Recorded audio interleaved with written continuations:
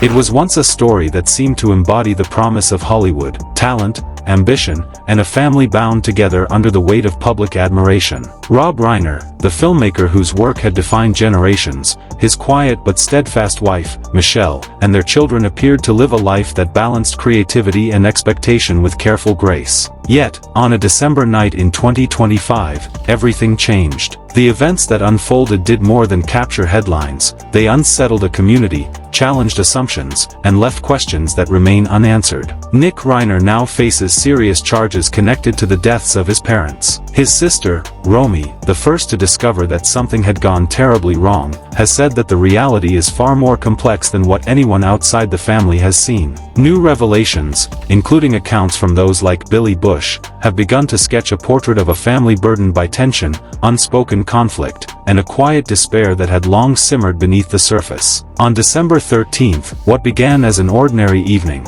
attending a holiday gathering hosted by Conan O'Brien, took a subtle turn. Observers noted a shift, voices rising, expressions tightening, the room's warmth giving way to unease. Rob and Michelle sought to maintain composure, moving through the evening with care, their presence a shield for their family. But beneath the calm, there were fractures, years of pressures and misunderstandings pressing in quietly, almost invisibly. In the hours before dawn on December 14th, the ordinary stillness of the Brentwood neighborhood was broken. Romy, living nearby, sensed that something was wrong. She entered the home and immediately contacted emergency services. The arrival of police and paramedics transformed a private tragedy into a meticulous investigation. Every detail, every door, every window, the absence of forced entry, suggested that whatever had occurred, it had unfolded with a strange precision, without chaos, without struggle. The silence of that night lingered in the memory of neighbors, a weight that seemed almost tangible. In the days that followed, the movements of Nick Reiner drew close scrutiny. He left the neighborhood at dawn, checked into a hotel in Santa Monica, moved through public spaces in a manner described as composed, almost ordinary. The contrast between his calm exterior and the gravity of the events within the home only deepened the sense of unease. Romy, meanwhile, carried the burden of immediate discovery and the distress of being drawn into a narrative she felt she did not author. Authorities pieced together fragments: the quiet house, the sequence of movements through Los Angeles, and the statements of those present. Nothing was straightforward. The investigation revealed tension long simmering, fractures in relationships, and a family navigating pressures that had always been private but now were laid bare for the world to see. Yet, for all that was observed, one question remained. What truly transpired inside the Reiner family home before dawn? What silence was broken, and what remained unsaid? As the house was secured and forensic teams began their painstaking work, examining every surface and every space, the weight of the moment became clear. This was not simply an event to be recorded, but a story of human relationships tested, of trust strained, and of a family caught in a quiet, devastating unraveling. Investigators approached the Reiner home with methodical care, documenting every surface, photographing every detail, collecting samples with painstaking precision. Every trace, no matter how small, was a potential key to reconstructing a night that had left so much unresolved. In the command center, detectives and forensic specialists huddled over screens and maps, attempting to piece together a timeline, minute by minute, relying solely on scientific evidence. With no cameras, no digital records to consult, every subtle shift in the environment, every imperceptible change in the physical space, carried weight. Small deviations, easily overlooked, could reshape the understanding of the entire night. During questioning, Nick Reiner reportedly expressed frustration, suggesting the investigation was misdirected and that attention should instead focus on his sister. Romy, in contrast, maintained privately that Nick was distorting the truth. These conflicting accounts only deepened the investigators' caution. Forensic experts concentrated on two critical indicators: the natural processes of the body after death and the movement of biomarkers over time. These scientific measures, painstakingly analyzed, provided the framework to estimate when Rob and Michelle Reiner had died,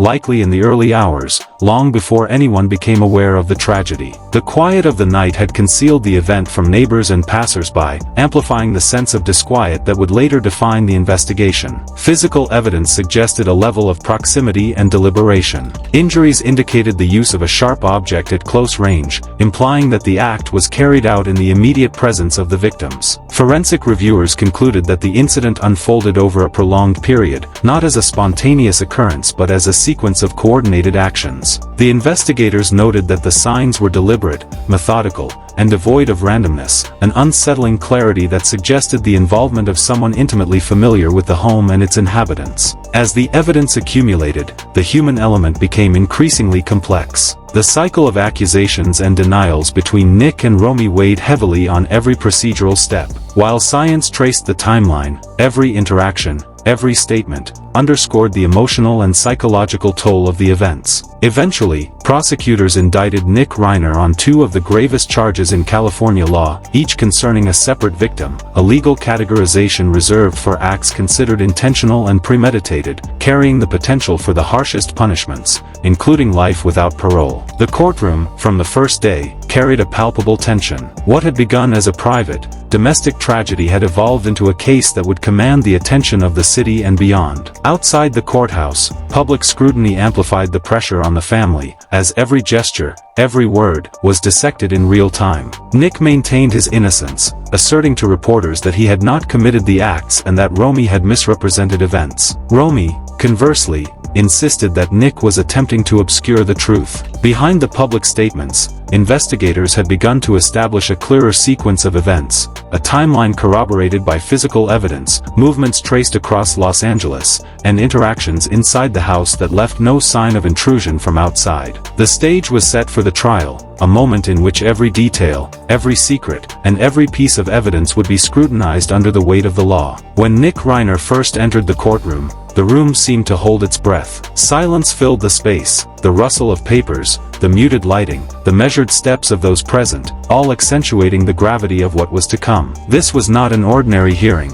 It was a turning point, a moment when a private tragedy collided with the public eye, and a city collectively held its breath. On the morning of December 17, 2025, Nick Reiner was escorted into the courtroom under tight security. Until then, much of what had occurred was confined to sealed reports and sporadic updates. From this day forward, every detail became part of the public record. The courtroom itself was deliberately controlled. Cameras were absent, broadcasting was prohibited, and only a select group of reporters, lawyers, and officials were allowed inside. Silence dominated. Every presence felt heightened, as if the room itself had been instructed to hold its breath. When the doors opened, Nick entered, flanked by two deputies, and moved directly to the defense table. Each step echoed against the polished wood, a sound that seemed to measure the distance between accusation and understanding. For a brief instant, his eyes swept across the room. A whispered, almost imperceptible, "I didn't do this," reached a nearby reporter, a fragment that would ripple through social media and public discourse. When the charges were formally read, he stood motionless, hands clenched, occasionally shaking his head. When asked to enter his plea, his voice was calm,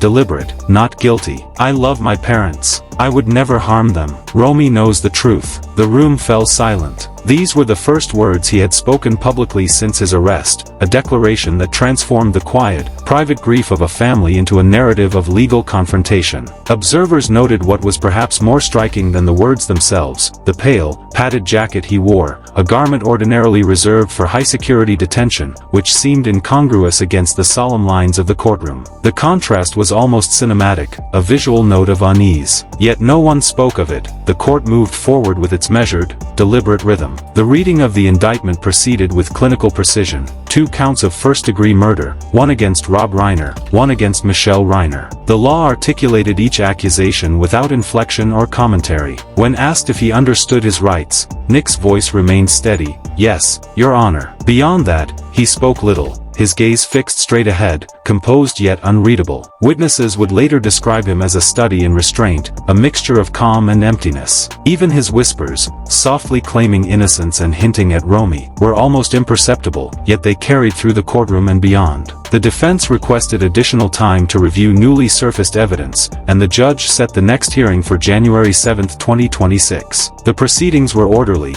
almost austere, yet the tension was palpable. Everyone present understood that this was merely the opening act of a prolonged legal struggle. Attention inevitably shifted to the figure standing beside Nick, Alan Jackson, one of California's most formidable defense attorneys. His presence transformed the room's energy. Jackson's reputation for handling high-stakes, complex cases lent an unspoken gravity to the proceedings. It signaled not just a defense, but a strategy designed for endurance, precision, and the long arc of legal scrutiny. When the hearing concluded, Nick was led out as silently as he had entered, expression unreadable, unresponsive to the press, escorted by the same deputies. No official statements were issued. Outside the courtroom, however, speculation began to swirl. The public's focus quickly turned to the defense team, its scale, and the resources required to sustain it, a reminder that this case, born from private pain, had now become a matter of public consequence, where every detail would be dissected, and every move measured. Whispers began to circulate almost immediately, not only in the media but also within legal circles. Anyone who has followed serious criminal proceedings knows the pattern.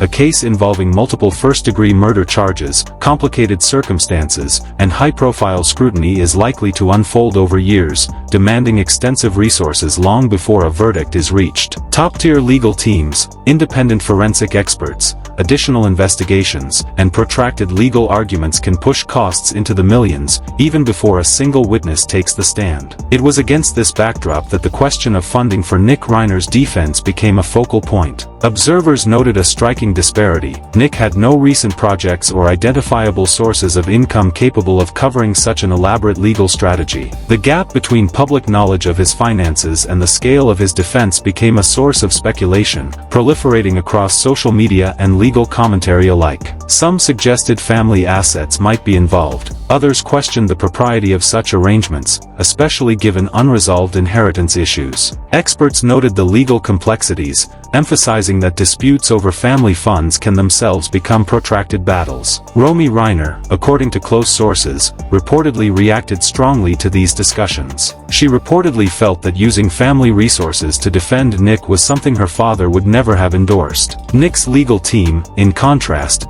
insisted that all expenses were lawful, documented, and transparent. Inside the courtroom, however, the matter remained entirely absent. Judges did not ask, prosecutors did not press, and the defense offered no explanation. At this stage, the question of funding was legally irrelevant, yet, outside the controlled walls of the courthouse, it became a story in itself. The public response reflected the case's complexity. Some argued that every individual, regardless of the charges, is entitled to a rigorous defense. Others found it difficult to reconcile the possibility that family resources might be used to protect the very person accused of a family tragedy. The media presence was constant, the scrutiny unrelenting, and sources close to the family suggested divisions within the household. Not all members were aligned. Some reportedly hoped for mental health assessment alongside the legal process, while others demanded full accountability. Despite the speculation, the legal process continued on its measured course. Prosecutors maintained that forensic findings,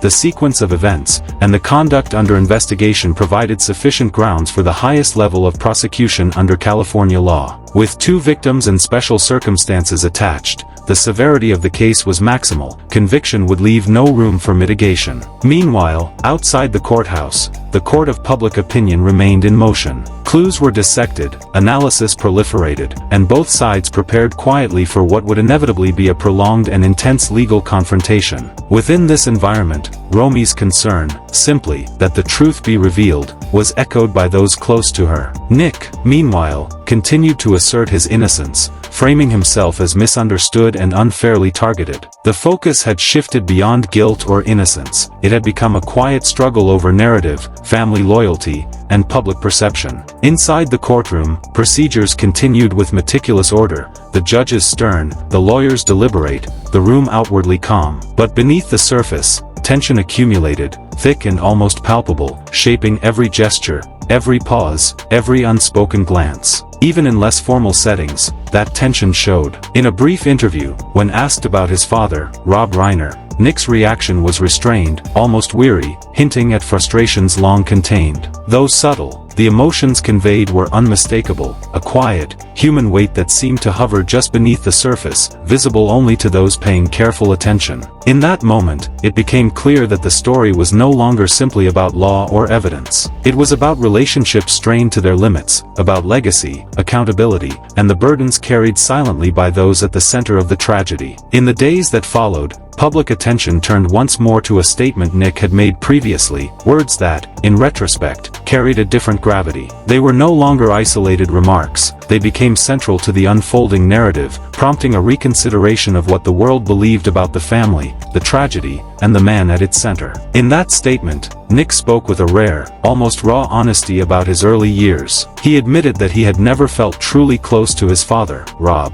An invisible distance, persistent and unspoken, had shaped his childhood, leaving him feeling out of place in a world that appeared, to everyone else, warm and secure. "I loved my father," he said, "but I always felt outside his world." For many, the words were jarring. Rob Reiner had long been seen as a devoted parent, engaged, present, and deeply invested in his family's life. He built connections through shared meals, creative projects, sports, and everyday moments that, to outsiders, seemed emblematic of love and stability. Yet for Nick, these gestures often failed to bridge the gap he felt inside. Those close to the family later reflected that Rob had tried, as best he could, to reach his son, but long hours, demanding work, and the pressures of life had created gaps that Nick could not fill. From the outside, the Reiners appeared emblematic of a close, supportive family. But Nick's sense of isolation was persistent. "I'm surrounded by love," he said, "but I can't feel it. It stops before it reaches me." That quiet loneliness accumulated over years,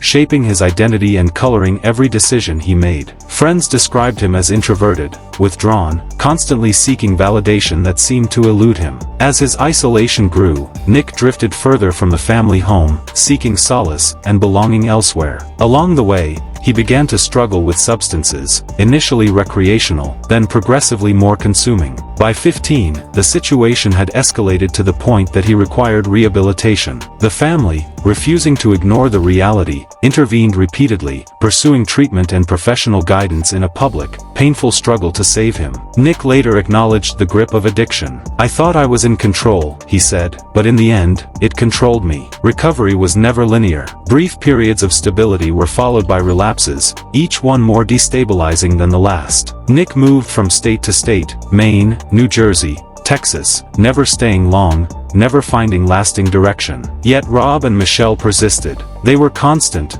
patient, and unwavering, calling, seeking help, paying for treatment, and holding on to hope when the situation seemed hopeless. A family friend remembered Rob saying, "If we stop trying, he'll stop believing he can change." That belief became their guiding principle, an unspoken anchor amid years of uncertainty and public scrutiny. In 2015, father and son collaborated directly on Being Charlie, a film inspired by Nick's struggles. The production was intimate and uncompromising, portraying relapse, resistance, and the painstaking effort to reclaim oneself. For Nick, involvement brought stability and purpose. Crew members recalled a newfound focus, pride, and engagement, a chapter of discipline and calm that had eluded him for years. For Rob, the project represented both hope and relief, a shared space where connection was possible. Yet the reprieve was temporary. After production, the cycle of relapse returned, each episode increasingly destructive. The relentless struggle eroded both Nick's well-being and his parents' emotional reserves. Still, Rob and Michelle continued to act with unwavering devotion.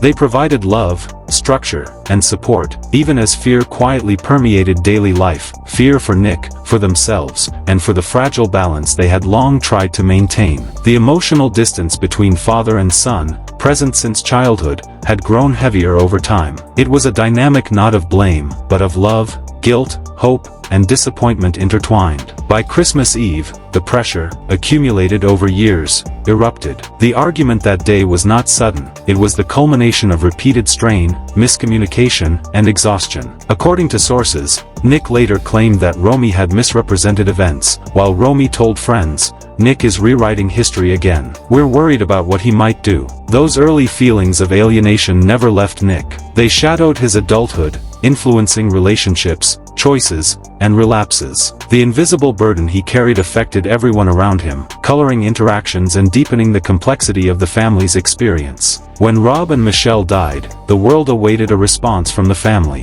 When one came, it was raw, deeply personal, and entirely human. Romy and Jake Reiner spoke together, describing a loss that was indescribable, a wound beyond words. Their statement did not dwell on fame or careers, but on the essence of Rob and Michelle as parents, light in the family, anchors in chaos, keepers of love and stability. The tone was intimate, almost poetic, emphasizing grief and gratitude over spectacle. They acknowledged the quiet support from around the world, honoring condolences, memories, and messages of love that had poured in. Behind the headlines and courtroom dramas, this was a family fractured, grieving, and striving to preserve dignity amid incomprehensible loss. In the days following their loss, the Reiner family sent a simple, profound request: privacy. They sought space to grieve, to breathe, and to begin the slow, delicate work of healing, away from cameras, speculation, and the relentless gaze of the public. Since that time, there have been no interviews, no statements, no attempts to manage the narrative. Silence became their shield, a way to protect both peace and truth. Yet the story continued to unfold quietly,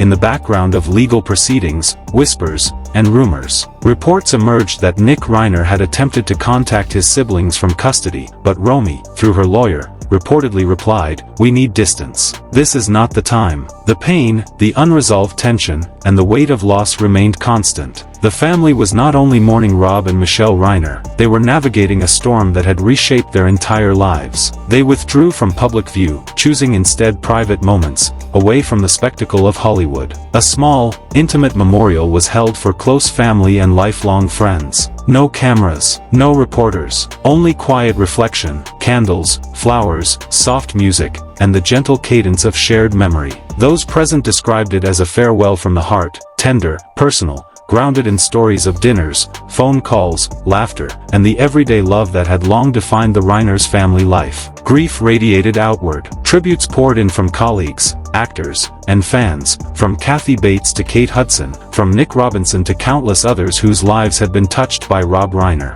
Rob was more than a filmmaker. He was a mentor, a guide, a steadying presence to generations of artists. His studios were safe havens, his leadership compassionate, and his influence profound. Films like Stand By Me and When Harry Met Sally reached far beyond entertainment. They were lessons in connection, vulnerability, and the quiet beauty of imperfection. Rob's legacy is measured not in awards or box office, but in the lives he shaped and the inspiration he instilled. Even in absence, his presence endures. The Reiner family, in their grief, offered a quiet, enduring message. Love, memory, and gratitude persist even amid the deepest sorrow. Rob Reiner's legacy stands apart from the spectacle of Hollywood, built not on glitz or spectacle, but on people, emotion, and the truth of lived experience. His films transformed ordinary moments into timeless reflections of humanity. The Princess Bride, Stand By Me, and When Harry Met Sally continue to resonate, not for spectacle, but for authenticity. Those who worked with him often recalled how he treated collaborators not as instruments, but as partners, fostering connection, trust, and artistry in every frame. Michelle Singer Reiner, though less visible, was no less central. Her calm, compassionate strength balanced the chaos of fame. She devoted herself to family and charity, and stood as Rob's equal in love, partnership, and endurance. Together, they built not only a family, but a legacy of quiet devotion and care. Yet the public celebration of Rob's accomplishments stood in stark contrast to the private anguish consuming the family. Love, loss, and legacy became inseparable. The courtroom, legal filings, and media scrutiny layered new complexity onto an already devastating tragedy. As legal proceedings continue, with both prosecution and defense navigating an intricate web of evidence and testimony, the family's private grief remains at odds with the public story. Rumors, new developments, and undisclosed details constantly blur the line between perception and reality. Amid the tributes and reflection, one truth remains. Behind every headline, every social media post, every legal document, are human lives, parents, siblings, friends, and a family forever changed. Rob and Michelle's absence is deeply felt, not just in Hollywood, but in the hearts of those who knew them, and in the world they helped shape. Yet, even as months pass and cameras fade, the central questions endure. What truly transpired inside the Brentwood home? How will the conflicting accounts of Nick and Romy Reiner ultimately be understood? The story remains unresolved, its final chapter unwritten. The questions hang in the air. Where does responsibility lie? What truths have yet to emerge? As the case moves forward, each revelation, each testimony, each piece of evidence will continue to reshape understanding. And through it all, the quiet grief of a family persists, a reminder that behind every public narrative lies a deeply human story, both private and enduring.